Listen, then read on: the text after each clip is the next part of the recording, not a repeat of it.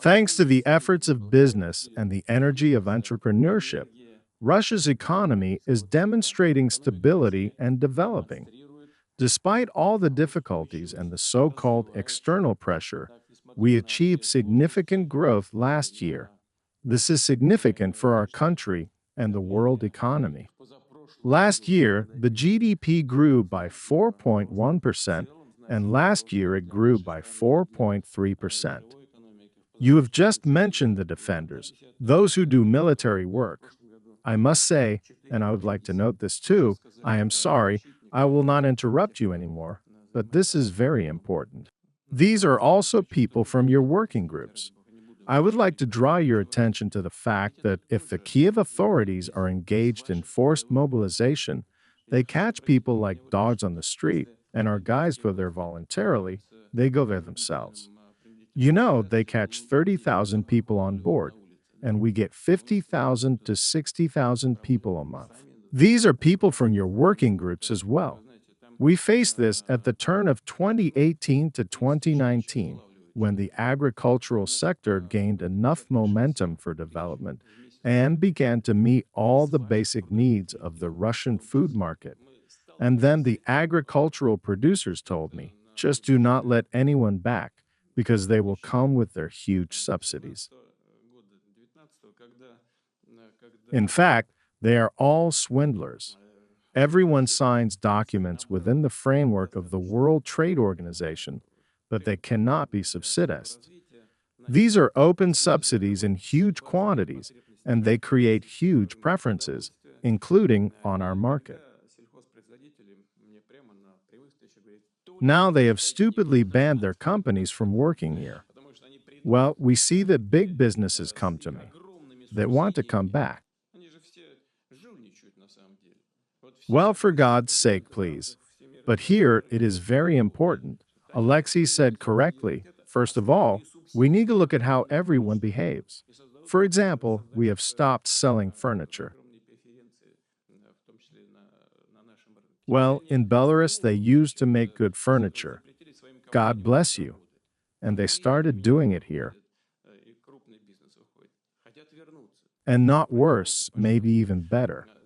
This is what I want to draw your attention to. Alexei said it is necessary for them to apologize. And no, and no, this is definitely not enough. Of course, we must take into account the behavior of our partners in the previous 3 years. Well, of course, you can't do without it either. You have to treat it humanly.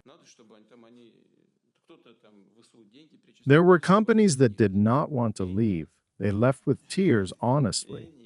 Well, what is the pressure? Our business will be destroyed overseas. They will not allow us to make calculations. They will cause damage in Europe itself. But we all know such people.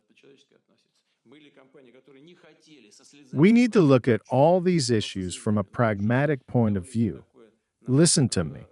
It is beneficial for us that one or another company came. It means that we need to let it in. I'll put it simply. It is not profitable. We need to find 1,000 reasons why one or another company should not be here. And among these 1,000 reasons, 999 will exactly meet the requirements of the WTO, I assure you. Yes, yes, yes. And one by one we will argue in court. You can't be afraid. Who starts to be afraid, he immediately loses everything. But you must understand what can happen. And we must be ready for any actions of our potential future adversaries. They do it to themselves. It seems that they will not do exactly what they will not do, because it will harm them. But they do it, assholes. Excuse me, please. Well, how? The leading economies of the world fall into a recession. If only we were not harmed. I will not buy a ticket. To the evil conductor, what is it? One of the main problems in today's Russian economy is high inflation. And here is a difficult task.